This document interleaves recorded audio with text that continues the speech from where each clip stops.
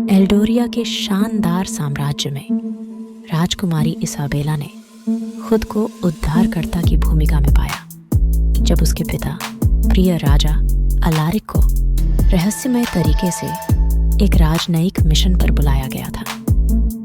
राजकुमारी को अनजाने में छाया में एक नापाक साजिश रची गई। चूंकि राज्य सुरक्षा की झूठी भावना में डूबा हुआ था, एक चालाक सलाहकार लॉर्ड सिलास ने राजा की अनुपस्थिति में सिंहासन पर कब्जा करने की साजिश रची।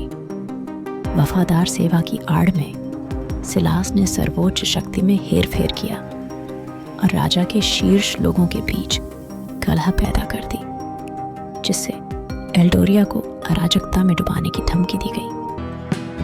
अपनी उम्र से कहीं अधिक समझदार और बुद्धिमान राजकुमारी इसाबेला ने आसन्न खतरे को भांप लिया। सर्वोच्च आदेशों की अनदेखी करते हुए वह शासन की पेचीदगियों और राजनीति के नाजुक नृत्य में तल्लीन हो गई। लॉर्ड सिलास की योजनाओं को विफल करने के लिए इसाबेला ने विश्वसनीय सलाहकारों के साथ गठबंधन बनाया और राज्य के वफादार रक्षकों का समर्थन हासिल किया।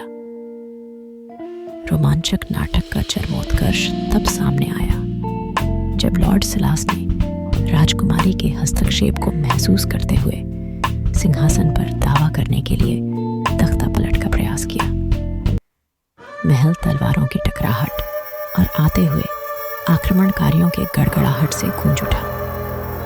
एक साहसी कदम में राजकुमारी इसाबेला ने भव्य हॉल में लॉर्ड सिलास का सामना किया, जहां एल्डोरिया का भाग्य अधर में लटका हुआ था।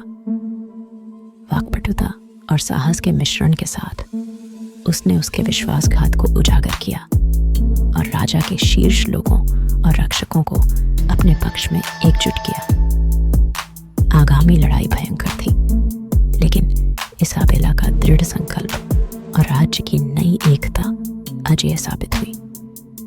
जैसे ही विजयी दिन का सूर्योदय हुआ, एल्डोरिया विश्वासघात के चंगुल से मुक्त हो गया।